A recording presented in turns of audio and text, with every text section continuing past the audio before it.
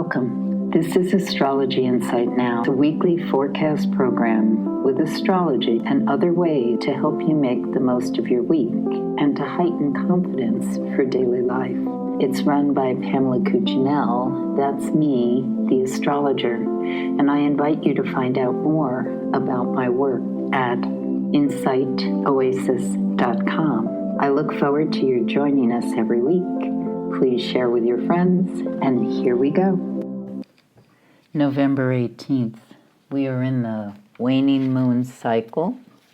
The moon is in the sign of Gemini, and the times I give are Eastern Standard Time, so you'll need to adjust depending on where you live. So that moon in Gemini actually goes into the sign of Cancer at 3:50 a.m. And so basically most of the day, the moon is in the sign of Cancer. And as we go forward in the day, especially once we get to evening, specifically after 6:35 p.m., we are in a really nice cycle for a day and change where we can really move things forward, any projects we're doing. Again, the cycle of the moon is waning, so it's best to work on things already in motion, not a time to reinvent the wheel. And I think another thing that's important to mention is to continue to process what it is you want to make happen. As I spoke last week, especially with the culmination of the full moon, it's how do we think in terms of what it is we want to transform, shift, metamorphose into, and concretize it. It's a matter of moving it past just conceptualization into how do we make it tangible in some way. And we don't have to solve it or figure out exactly how that's going to work at this point in time, but the kind of putting our feet on the ground and deciding what it is we're aiming for, and also what it is that we're shifting from. And at this point, we're in the basic end of 2024 and thinking in terms of what happens in 2025, and especially depending on the country you live, what your orientation is after the United States election, which a lot of people have strong feelings about one way or the other. Part of this is putting an orientation as to how you're moving forward at this point in time, because things are shifting. And astrologically, we've known that things will be shifting and actually are shifting. And the movement of this particular lunar cycle has been very profound. New moon in Scorpio, leading to the full moon in Taurus. So it's putting us in a position of what that transformation looks like. And some of us have to reorient ourselves because it may not be what we expected, or it was exactly what we wanted, and now we have to work with what that looks like.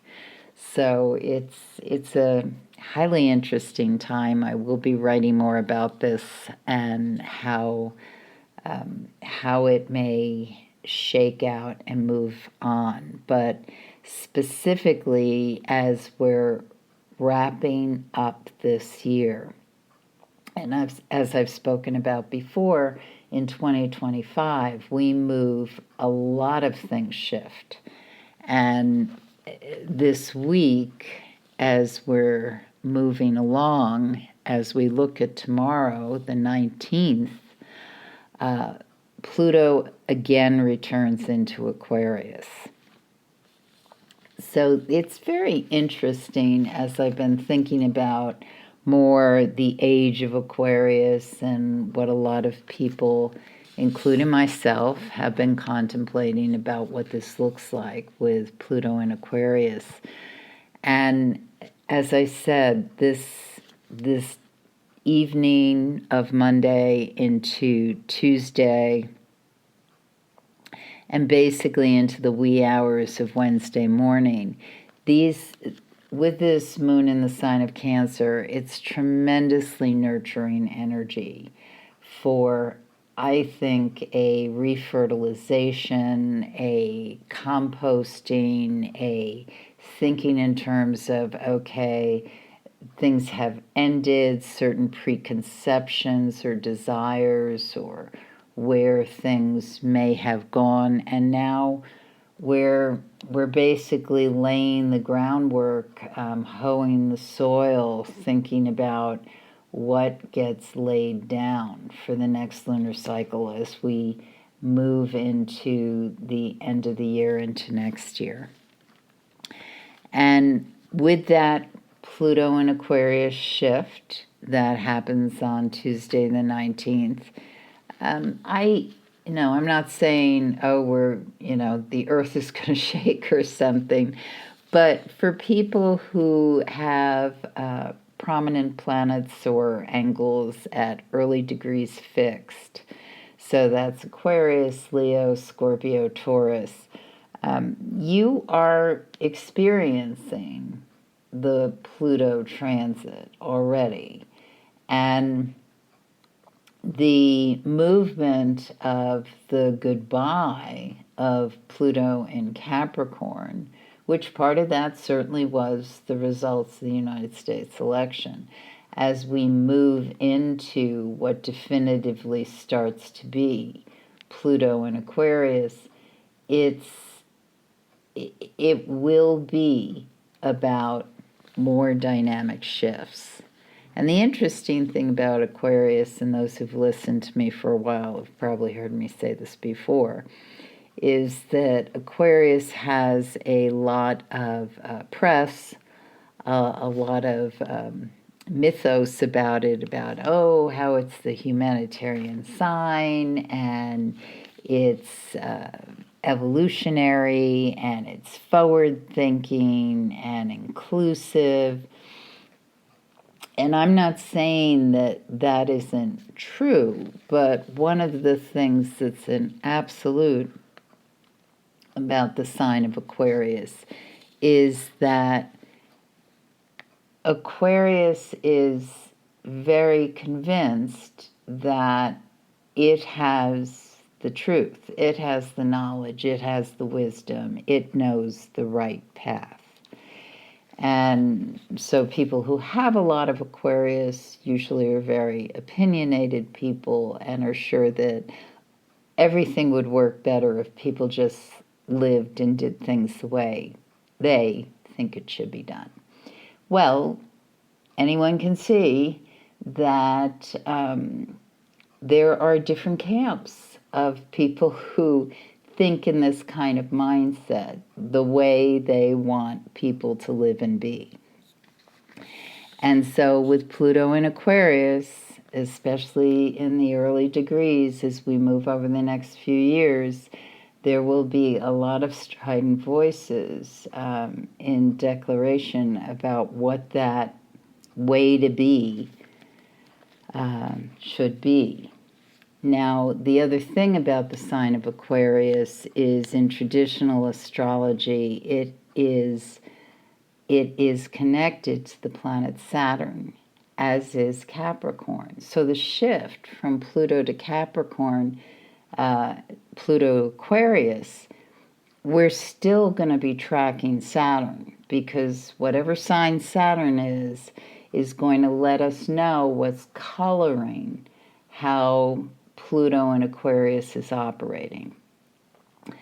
And Saturn is still in the sign of Pisces, so Pisces, last sign of the zodiac, it's a lot about endings. It's a lot about but not only endings. Interestingly, it's also about the numinous, the things we can't really explain. Yes, a real love and connection to spirituality, religion, etc. But on the other side of that, it's also the incubation period of what comes next. So as the planets change sign, as we get into 2025, we're going to be seeing huge shifts when Saturn goes into Aries. That's a fire sign. That's initiative. And I'll talk and be writing about that on the blog coming forward.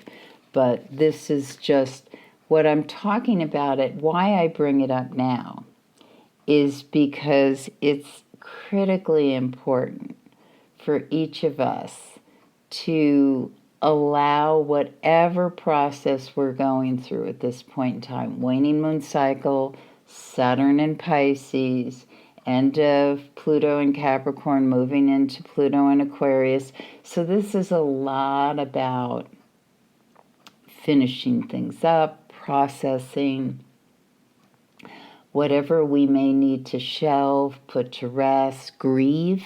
Grief is really a big topic, I think, and has been for quite some time post-COVID, and arguably still dealing with the ramifications of that. Many people who are still feeling effects of it and grief from it. So we're doing a lot of processing. So do loving things for yourself, especially evening of Monday, especially Tuesday, all day. Tuesday can be a day that is very enriching. Family connections, people who you really love, who you want to reach out to or build some sort of reminder thing about. One thing about shifts of Pluto that happen a lot is I've had a lot of conversations with people about endings, deaths, separations, and so doing things that are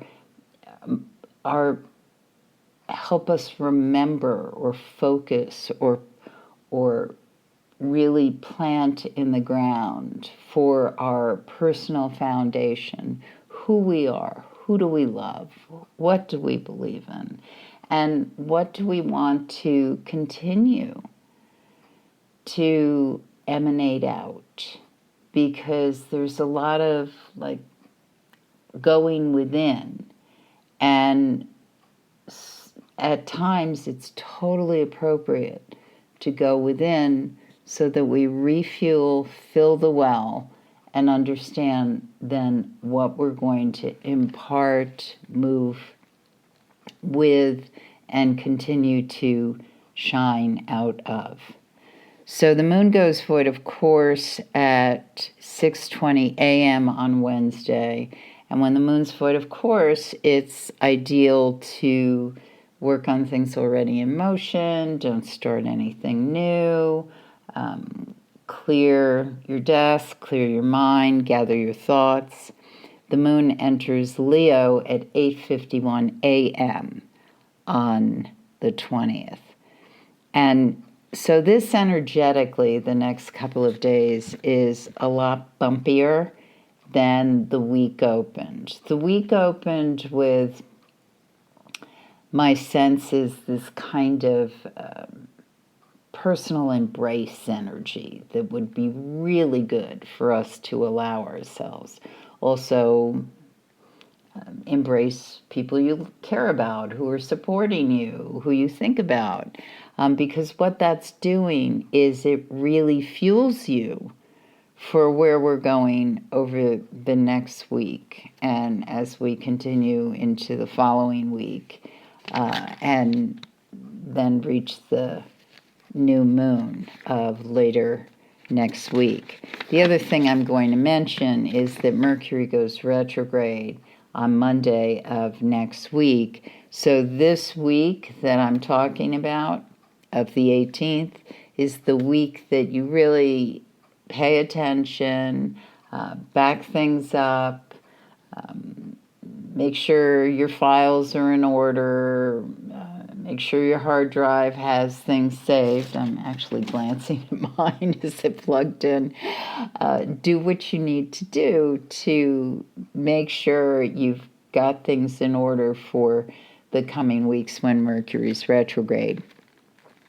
Because the thing about especially Mercury retrograde is we want to make sure we really know what our appointments are, what we're supposed to do in the next few weeks, and really, really helps not to overbook yourself or press yourself too close in time constraints. So if you're going to be traveling over the next few weeks or tight appointment schedules, give yourself space if possible. So Wednesday, when the moon is in the sign of Leo, the morning is probably the rockiest part, because what's happening is as soon as that moon goes in the sign of Leo, it's in direct opposition with Pluto in Aquarius. So, and this is going to happen. One of the switches that occurs when Pluto or any outer planet changes a sign is we move from one modality to another of potential tension, depending on what that planet brings in or what's being engaged when that moon is in conversation with it. So what's happening when Pluto is in opposition to Moon, which is in the early hours of the 20th, is that we can get into power dynamics, power struggles. And as I've said many times, sometimes the biggest power struggles are within ourselves. And this is going to be particularly apparent with anyone who was born in early degrees. So that's in the beginning days of when fixed signs were happening. As I said earlier, Leo, Aquarius, Taurus, Scorpio. So when the moon is in a fixed sign over the period of time that Pluto is in Aquarius, those of us with fixed sign energy need to be paying attention more. We may also be undergoing the Pluto transit in a very personal way because that early degree Pluto in Aquarius is going to be geometrically engaged with any planets or angles that are at the beginnings of those signs. So it's useful to know your horoscope. If you don't already have a copy of your horoscope, there are wonderful websites that offer free horoscope wheels. There's astro.com. There's a very interesting one that I've been playing with recently, astro.seek. That also has a wealth of free horoscopes and things that you can just start to get a sense of. And if you have any direct questions about how something is affecting you, you can always put notes on the blog, on the podcast, and I certainly will respond as I can. So as we move past the early morning and those power struggles that may come up, just know what you're facing. If it's not coming out of you, like you just being like fighting with yourself or struggling with something, especially with Pluto, it's often like very old, and it can be what is called a complex, where it just pops out of nowhere and you're, where did that come from? It can be where we are reacting, or we have someone react to us, who could be someone on the street, could be a personal family member, it could be, but when you are engaged in something where you feel that you're really not conscious or in control of your response, then that's Pluto engaging you in some way, because we are reacting to something that it behooves us to step back, analyze, and work with in ways that are more constructive. So Pluto's a great teacher. It's not easy to go through a Pluto transit at all. And, well, as I and many astrologers have been talking about for several years, the United States has been going through a Pluto transit, and this is a lot of what has been erupting and will continue to, as ideally the country becomes more conscious of its foibles, the things that trip it up, its shadow, because Pluto is always the shadow.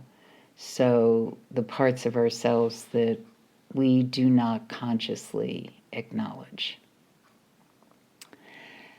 Over the period of time when we get into Thursday the 21st, so the other thing I'll mention about Wednesday is Wednesday can be a good day once we clear that morning, whatever may come up for some of us.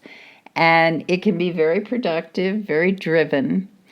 The thing to note about Wednesday and Thursday is that these days can be moving.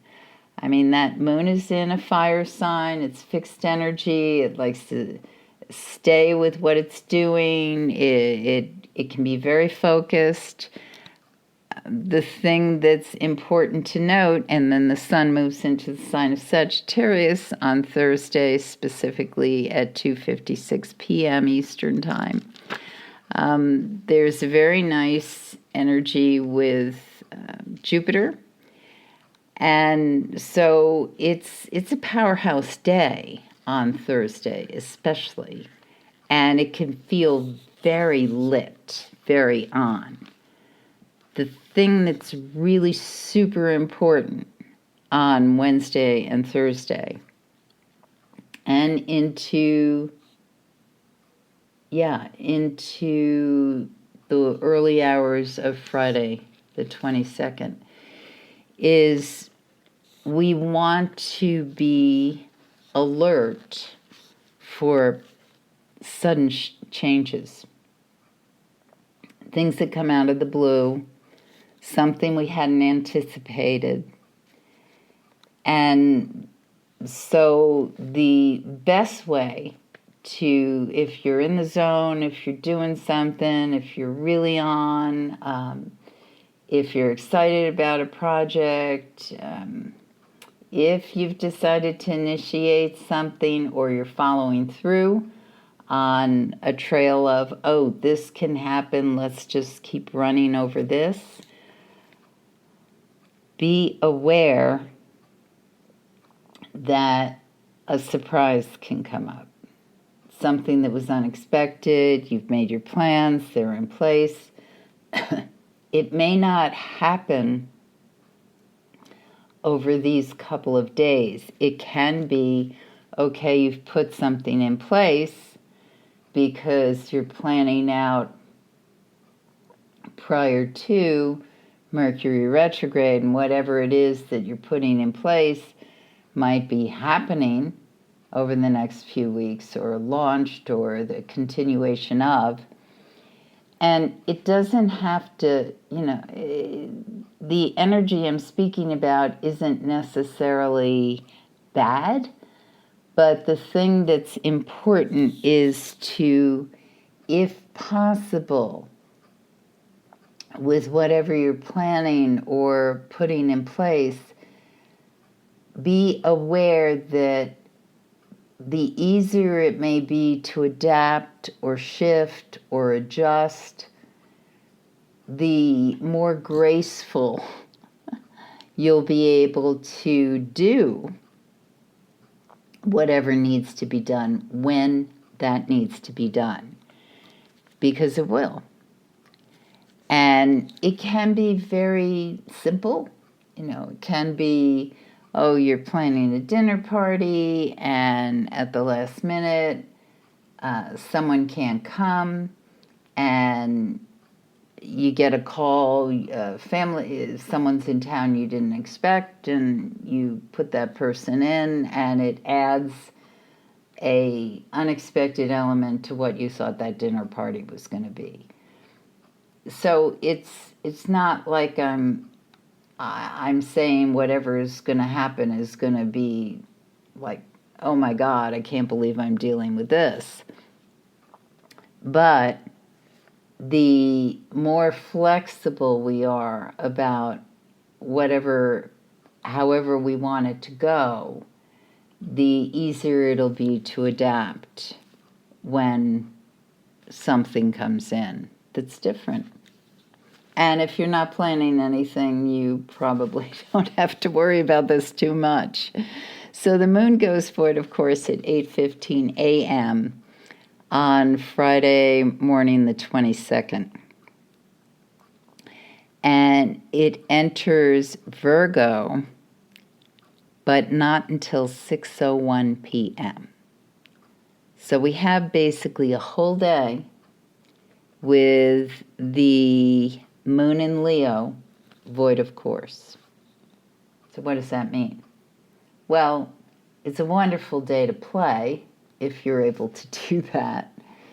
It's a great day for just being able to create and do things that are open-ended. Not necessarily, oh, I'm going to figure out a design that then I can get off the drawing board, because with the void of course moon, there probably are going to be a lot of tangents on where that goes, and it's not going to be nailed down. But that's okay, because as I said, it's a great day to play.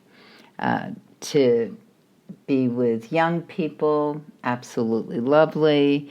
To have some sort of cultural stimulation, all just super for that kind of R&R, just enjoying the pleasures of being alive and performing your life, letting your life unfold, however that feels good to you. If you're working if you're at a desk, again, when the moon's void, of course, if you can focus on, I've got to finish this up, I've got to put this in place, let me get everything in order. If you can make that what your day looks like, that's good too. And if you can't, life happens. You just work with what you have to do and have to make happen. The thing to keep in mind with the moon void, of course, is that if somebody tells you, oh, I'll do that, or let's meet next week, or why don't we pursue this idea, those kind of things tend to never quite get off the ground, because there's not the emotional glue that holds it together. So if it's important to you, whatever was brought up, or if somebody says they're going to follow through something, then when you've got a good day, when I'm telling you it's a good day or it's good for follow through or whatever, then that's what you do. You follow up. If that person, oh, gee, I really can't do that, I wanted to, then you call somebody else. So once the moon goes into Virgo over the weekend, and it's in Virgo for the whole weekend, from the evening of Friday through Sunday, this is a good weekend for anything therapeutic, putting things in order. I think one thing that's really important about this weekend, again, is self-care. And if something is confusing to you, or you feel as though you don't know where it's going, then it's a really wonderful weekend to give yourself some meditation time in nature, time to, and this is always important with Pluto in general, and Pluto's always somewhere, whether you're having a transit with it or not, but a good message if we feel a sense of not knowing quite where to go with something, or feeling confusion or overwhelm, is to pull it down to simplicity. Simple things. Making food, simple recipes, walking in nature, doing things that bring you to earth.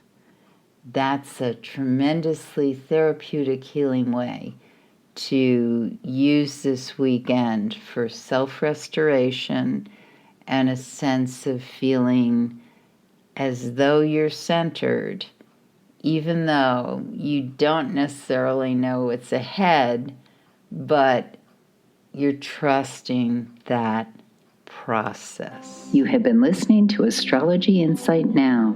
Please share with your friends, and if you'd like to make a donation, you can do so at astrologyinsightnow.com. Have a stellar week, and we hope to see you next time.